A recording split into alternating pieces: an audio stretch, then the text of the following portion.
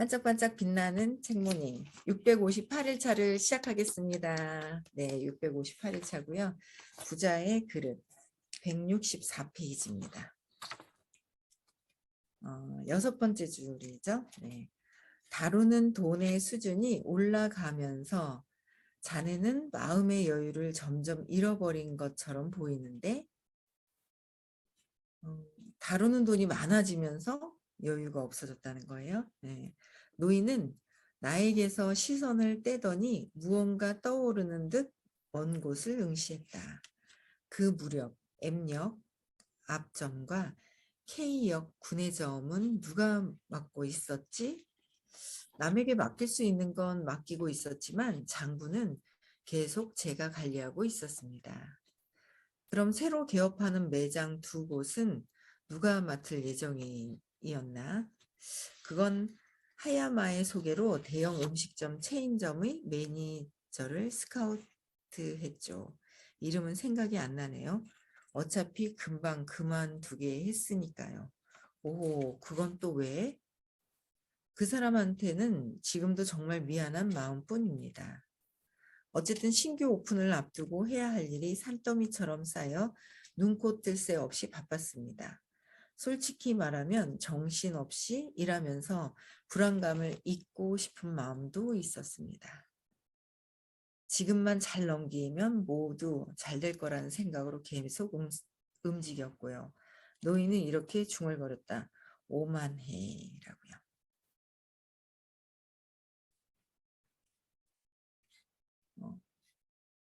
일단 그래서 이제 145페이지 165페이지 지나서요. 그 다음에 이제 3장이 나와요. 부자의 유언. 부자들은 돈에 대해 올바르게 행동하면 언젠가 반드시 성공할 거야. 그랬어요. 돈에 대해서 올바르게 행동한다면. 그러려면 돈에 대해서 올바르게 행동하려면 올바른 생각을 해야 행동을 할 수 있어요. 올바른 생각은 올바른 믿음이 있는 것이고요. 네, 제 얘기 다 들리시죠? 이게 이제 제가 어제는 또 와이파이 하다가 잘 안 되는 것 같아서 지금 핫스팟으로 또 연결을 해놨거든요. 핫스팟으로 해놨는데 여러분들의 움직임은 보이다 말다 보이다 말다 그래요. 제 말은 계속 들리는 거죠. 끊기나요? 계속 잘 들려요? 아, 그렇구나. 네. 그다음에 부자의 유언 3장 뒤에 보면 파멸 있습니다. 파멸. 톱니바퀴가 어긋나면 망하는 건 순식간이다. 발음도 셉니다. 톱니바퀴가 살짝이라도 어긋나기 시작하면 망하는 건 순식간이래요. 그렇죠? 여기서 단추가 삐뚤어 탁 꽂아졌어요. 그럼 어떻게 해요? 밑에서 줄줄줄줄 이제 삐뚤어지는 거죠. 네. 그렇듯이 이제 돈에 대해서 이제 바르게 봐야 됩니다. 그렇죠? 네. 169페이지입니다. 마침내 3호점과 4호점 개점 당일이 왔습니다. 새 매장 앞에는 아침부터 사람들이 줄을 섰습니다. 이전에 오타니가 썼던 방법을 따라했던 겁니다. 지인들의 인맥을 동원해서 아침부터 줄을 서게 한 거죠. 절대 질 수 없는 승부였기 때문에 최상의 효과를 낼 거라 생각되는 일에는 아낌없이 투자했습니다. 이 두 매장에는 한 가지 중요한 특징이 있었습니다. 크림 주먹밥 하나만 팔기로 했다는 것입니다. 이전 두 매장에서도 각 주먹밥의 매출 비율을 보면 여전히 크림 주먹밥이 압도적이었고 작업 효율과 비용 면에서도 그것만 파는 편이 실적을 내는데 유리하다고 판단했거든요. 그래서 저희는 새로운 메뉴도 크림 주먹밥을 변형한 것으로 구성했습니다. 구운 크림 주먹밥, 매실 크림 주먹밥, 닭고기 크림 주먹밥, 원조 크림 주먹밥 이렇게 총 4종류를 준비했죠. 첫날에는 기대한 매출이 나왔습니다. 정말 최상의 출발이었습니다. 여기서 실적을 더 올리면 베이카쿠의 브랜드화도 단숨에 진행될 거라고 여겼고요. 하지만 세상 일이라는 게 뜻대로 되지는 않더군요. 둘째 날 매출은 첫째 날과 거의 비슷했습니다. 그리고 일주일간 이 상태가 지속됐습니다. 하지만 셋째 주가 지나면서 이상한 조짐을 느끼기 시작했습니다. 아무리 애를 써도 첫째 주에 매출을 넘기지 못했던 겁니다. 하야마와 새 매니저가 저한테 찾아와 함께 대책 회의를 열었습니다. 사장님, 매출이 생각보다 늘지 않는데 죄송합니다. 제가 개발한 새 주먹밥의 반응이 별로인 것 같네요.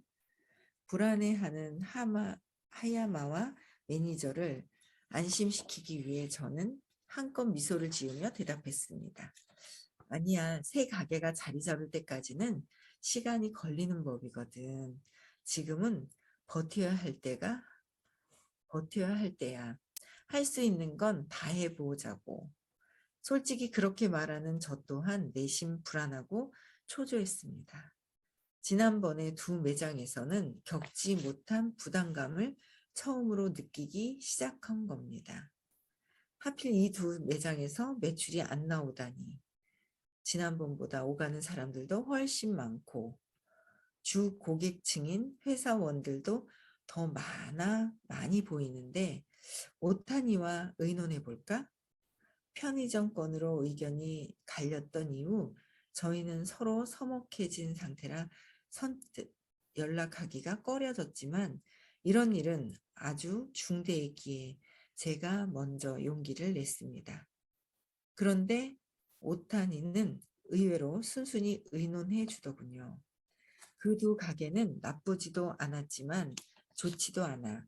거기 주변에는 새로운 화려한 가게들도 많기 때문에 지금 우리 가게는 그 자리에 매몰되어 있다고 할 수 있어. 크림 주먹밥은 대박 상품이지만 출시된 지 거의 1년이 지났어. 손님들도 슬슬 물리지 않았을까? 새 상품을 출시하는 건 어때? 신상품은 이미 내놨어. 크림 주먹밥의 변형이긴 하지만 새로운 맛을 새 종류나 출시했다고. 그래? 오타니는 갑자기 입을 다물었습니다. 저는 너무 답답해서 속으로 이렇게 소리쳤죠. 오타니, 대체 무슨 생각을 하는 거야? 가만히 있지 말고 아이디어를 좀 내봐. 오타니는 한동안 침묵을 지키더니 이내 밝은 목소리로 이렇게 말했습니다. 에이스케, 초조해하면 안 돼. 타이밍이 안 맞아서 어쩌다 매출이 떨어진 건지도 모르잖아. 우리 광고를 내보는 건 어떨까? 그건 돈이 들잖아. 전단을 만들어 돌리는 것도 광고야. 예를 들면 매달 할인하는 날을 정해서 그날 전단을 역 앞에서 나눠준다는 거나 컨설턴트라고 해도 뾰족한 수는 없구나.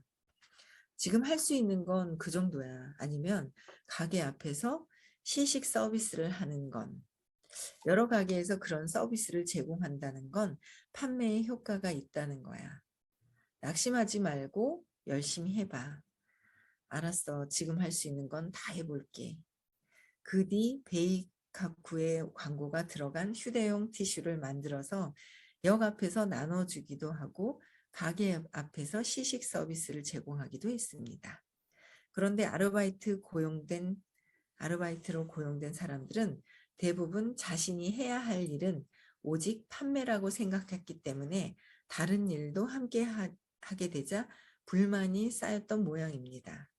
뒤에서 아르바이트 직원들이 자신들이 하는 게 일이 아니라 벌칙 같다고 궁시렁거린다는 이야기를 들었거든요. 하지만 직원들이 싫어하더라고. 또 저에게는 생계가 달린 일이었으니 제 모양새나 평판 따위를 신경 쓸 여유는 없었습니다. 솔직히 저도 점점 짜증이 늘어서 직원들에게 사소한 일로도 화를 내는 일이 늘었고요. 여태껏 팔리는 걸 당연시 해오다가 주먹밥도 팔리지 않고 직원들로부터 안 좋은 말까지 듣게 되니 참 당황스럽더라군요. 그렇죠? 뭔가 일이 안 되기 시작을 하잖아요. 그러면 막 그 에너지 파장이 안 좋아지면서 주변에 불평불만이 막 생기는 거예요.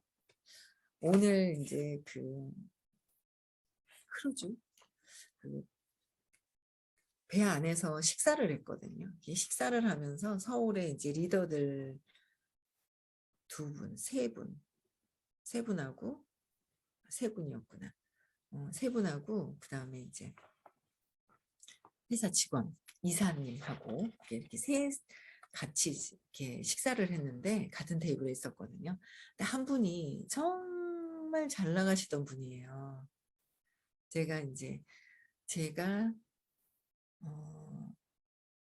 그 의식 수업을 2011년도 만났을 때 2010년도에 제가 막 이제 제 한계가 그냥 다 달아가지고 막 힘들어가지고 그냥 삐질삐질거릴 때 이분이 들어왔어요. 그리고 엄청나게 막 잘 나가는 거예요. 들어오시자마자 막 그랬거든요. 그러니까 벌써 10년이 조금 지났죠. 근데 이제 오늘 이렇게 보니까는요. 뭔가 모르게 불평불만이 많아지셨어요. 보니까 불평불만이 많아진 거 보니까 전체적인 매출도 조금 떨어지신 것 같아요. 그래서 야 이게 불평불만이 그러니까 매출이 떨어져서 불평불만이 많은 것 같잖아요. 근데 그게 아니라 불평불만이 생기는 거죠. 그러니까 좋은 거보다 그러니까 장점보다는 단점이 보이기 시작을 하는 거예요. 단점이 보이기 시작을 하니까 이제 매출이 떨어졌나 봐요. 그전에도 안 좋았던 막 이런 그런 에너지로 전체적으로 그랬던 것 같아요. 그래서 이게 불평불만이 많다는 건 저분이 뭐가 일이 안 되고 있구나라는 게 이제 느껴지더라고요. 여기서도 이제 막 뭔가 서비스가 막 안 좋고 막 이런 상황들이 이제 있는 거예요. 그렇죠? 네. 그래서 어쨌든 저는 되게 뭐라 그래야 되나 의식 공부하면서 신념 정리를 계속 해왔잖아요. 신념 정리를 하셔야 돼요. 이 의식 반짝방만 공부해 이거 들어가지고는 되는 게 아니고요. 이건 듣기만 하는 거잖아요. 그리고 의식 수업도 듣기만 해서는 안 돼요. 요새 막 그냥 토요일 날도 20개 질문하고 신념하고 20개 정도 올라간 것 같더라고요. 지금 막 그 서울대고 부산에서 질문이랑 신념이 굉장히 많이 올라가는 거로 알고 있어요. 그래서 보니까 막 진짜 직접적으로 내 생각이 뭐가 다른지 선생님한테 여쭤보고 불편한 것들은 해결을 해야 되는 거지 의식 아카데미 수업도 듣기만 해서는 안 되거든요. 듣는 것만으로는 내 문제가 해결이 되는 거랑은 전혀 다른 것 같아요. 다르거든요. 완전히 달라요.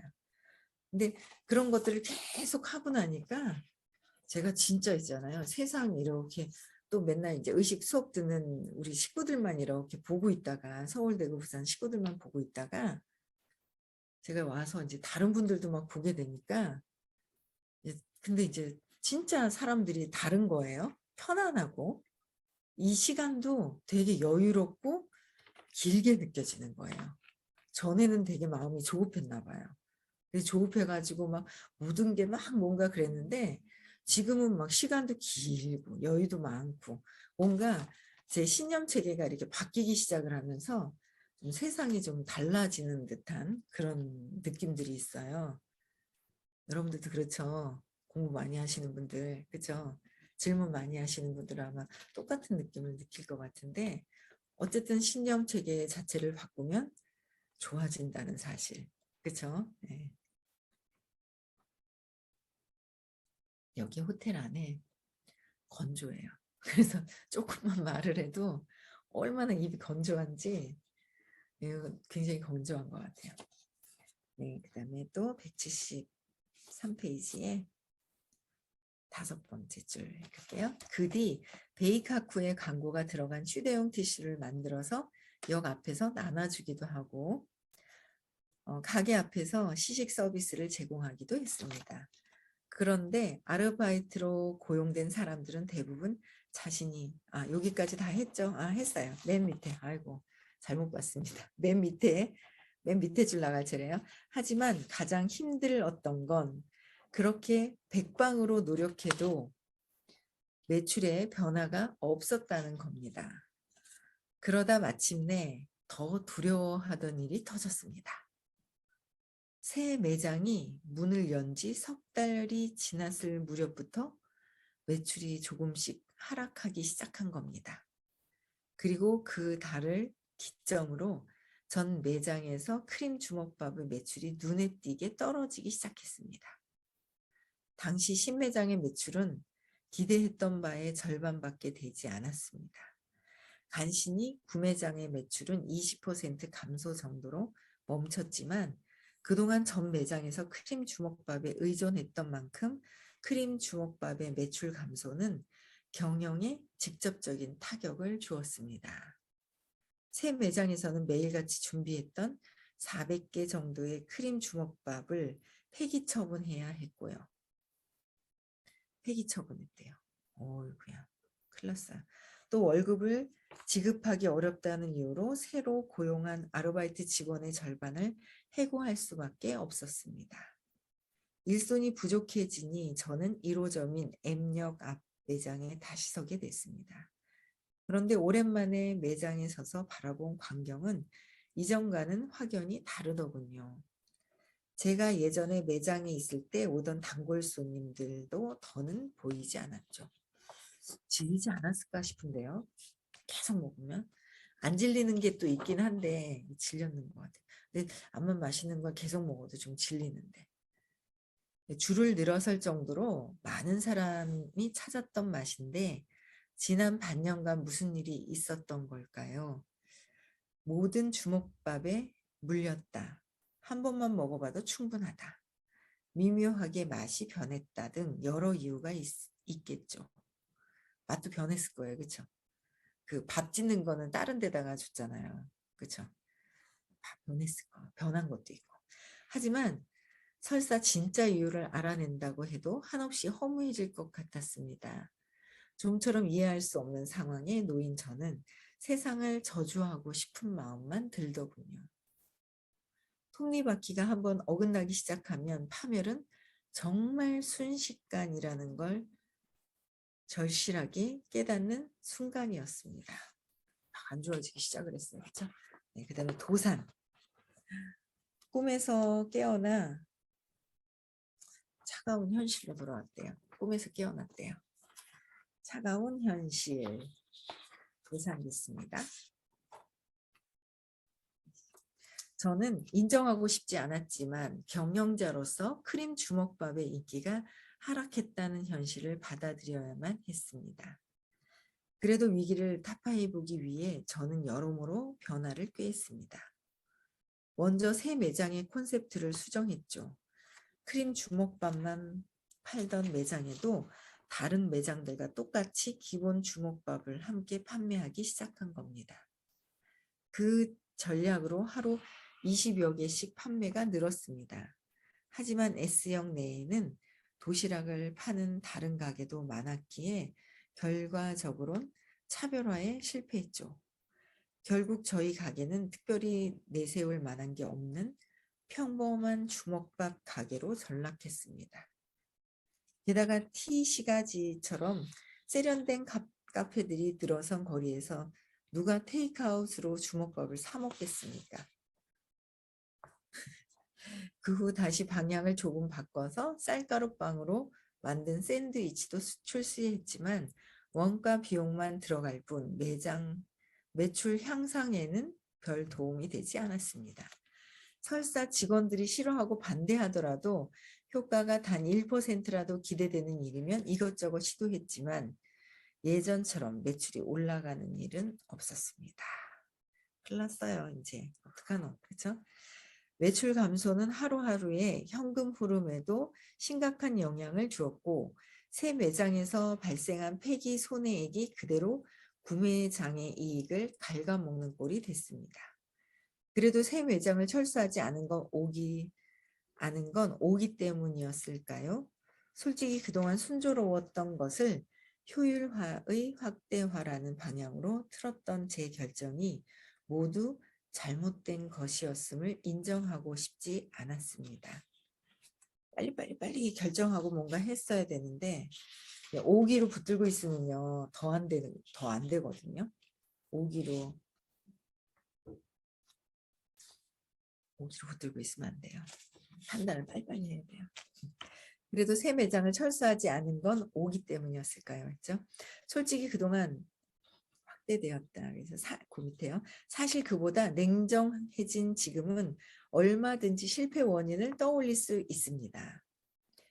냉정해지고 나서는 떠올려진대요. 근데 애당초 한때 유행하고 말 상품에 그처럼 돈을 투입했던 것 자체가 난센스였는지도 모르죠.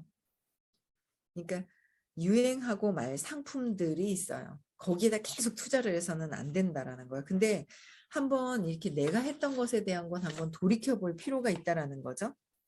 근데 많은 사람들이 신념을 찾아요. 찾아서 내가 왜 그랬지라는 거를 돌이켜 볼 필요가 있는 거예요. 신념 자체는. 근데 신념은 내가 전에 어떤 느낌이었지?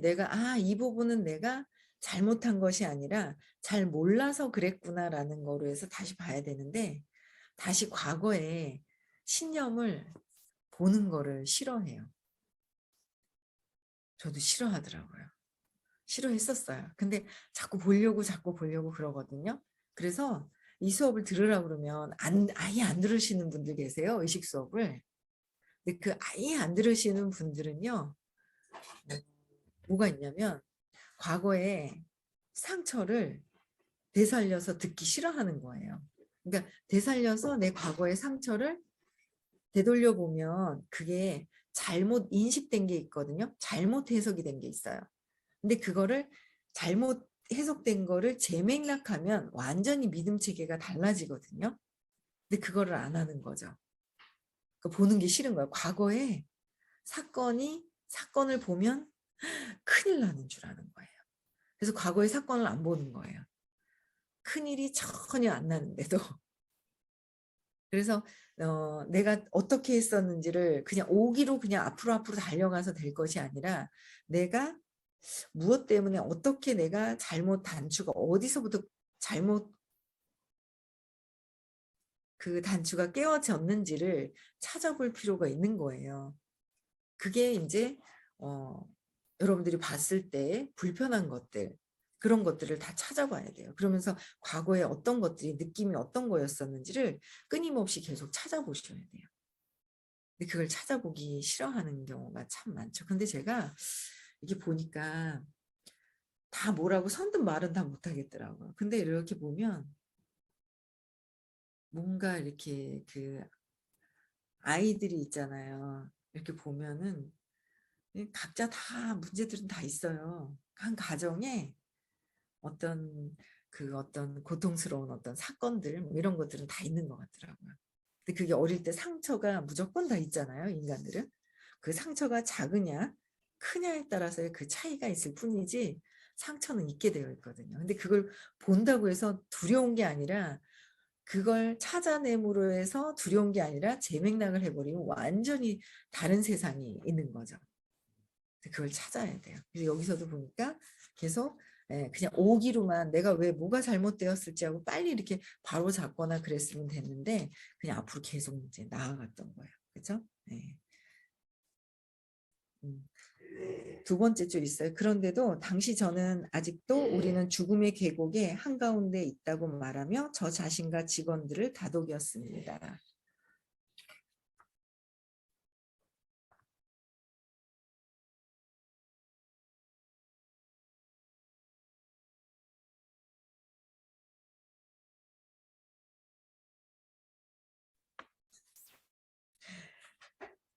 지금은 인내하며 기다려야 할 때라고 하면서 말이죠. 하지만 시시각각 현금 준비금은 계속해서 줄어들었고 최악의 경영 상태라 해도 식자재는 사야 했습니다. 그러다 마침내 그것들을 살 돈마저 부족해졌습니다.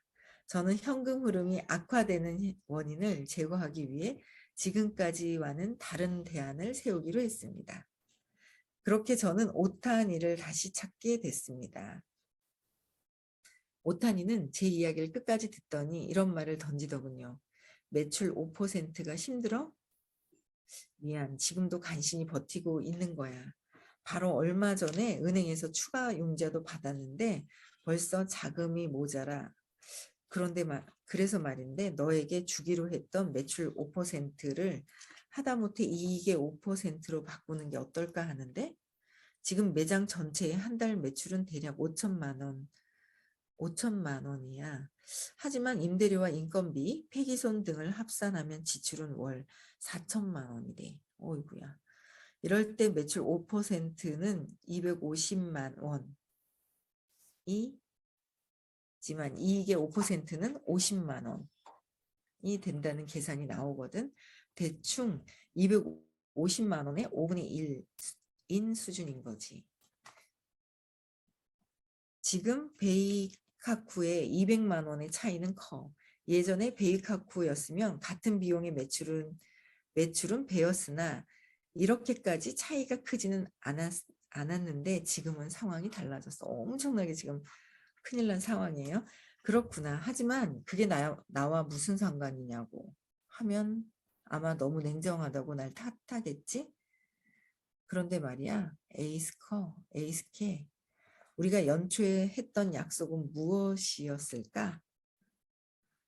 약속은 무엇이었을까라고 했습니다. 그렇죠? 네, 처음부터 이제 정해진 약속이 있다라는 거. 매출은 굉장히 하락하고 있어요. 뭔가 모르게 잘못됐어요. 근데 이 주인공 자체가 신념이 안 좋은 거예요. 돈에 대한 신념, 믿음 자체가 안 좋은 거예요.